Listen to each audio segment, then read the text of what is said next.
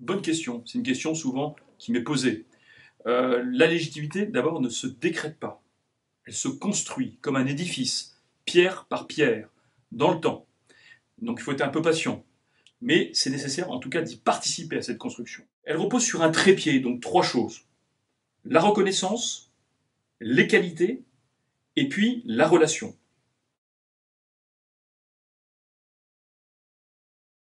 La reconnaissance, d'abord, comme son nom l'indique, c'est être reconnu, identifié comme quelqu'un, par exemple, de compétent, de quelqu'un qui a des attitudes de, par exemple, qui sait accompagner, aider, qui a été identifié comme une personne qui a déjà réussi dans une mission précédente.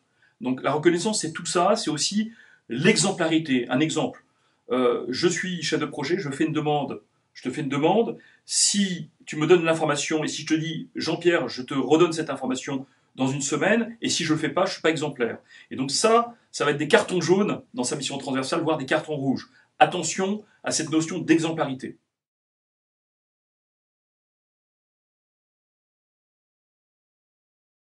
Moi, il me vient trois mots par rapport à ça. Partage, agilité, engagement. Je rappelle que dans le management transversal, dans la relation transversale, nous n'avons pas d'autorité hiérarchique. Donc il nous manque quelque chose. Et pour compenser, je dirais, ce manque, ça va être incarné, on va incarner ces qualités dans presque des valeurs, on pourrait dire. Par exemple, le partage, savoir partager l'information, avoir des réflexes agiles par rapport à ce partage d'information à tout moment, être réactif par rapport à la circulation de cette information, par exemple un animateur de réseau. Engagement. Engagement, c'est aussi des qualités qui sont liées à quand je dis quelque chose, je le fais. Et ça, c'est important aussi. On l'a vu tout à l'heure sur l'exemplarité, mais l'engagement, c'est aussi quelqu'un qui anime une réunion transversale, qui va animer et qui va vraiment s'engager dans cette animation, qui va savoir l'animer dans tous les sens du terme. Et puis, l'agilité, j'en ai parlé, quelqu'un qui va savoir se remettre en cause, s'adapter. Je terminerai aussi en disant que dans la relation transversale, les qualités se sont autour du leadership, c'est-à-dire le leadership étant une attitude. Hein. Et donc ça s'incarne aussi dans son corps et dans son esprit, par des mots positifs, par de l'intention à l'autre, par une vision claire de où est-ce que je veux aller.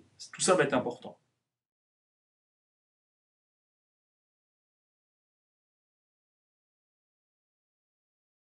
C'est quoi cet élément important qui est la relation? C'est par exemple savoir s'adapter à son interlocuteur, savoir adapter sa relation en fonction de son interlocuteur. Par exemple, vous avez remarqué dans vos relations transversales qu'il y a des personnes qui vont souvent revenir vers vous, d'autres qui ne vont pas revenir vers vous. Tout ça, ce sont des indicateurs d'autonomie, par exemple. Ça va être aussi une bonne relation maintenue grâce à des règles du jeu. Important, les règles du jeu partagées, co-construite. Exemple, dans une réunion transversale, qui peut être un peu difficile, on doit présenter des résultats, on doit animer un réseau, il y a des tensions à ce moment-là, eh bien, les règles du jeu, ça peut être une critique égale une suggestion. Voilà. Donc, des règles du jeu partagées. Et puis, je dirais enfin, de l'encouragement. On l'oublie. Et moi, ce qui me vient à l'esprit, c'est je suis chef de projet, je sais que j'ai une personne qui est dans le TGV Paris-Lille ce matin très tôt pour défendre un projet sur lequel on travaille ensemble. Eh bien, si je lui envoie un petit WhatsApp ou SMS pour l'encourager, ça peut être pas mal. C'est ce que j'appelle des stimulations gratuites.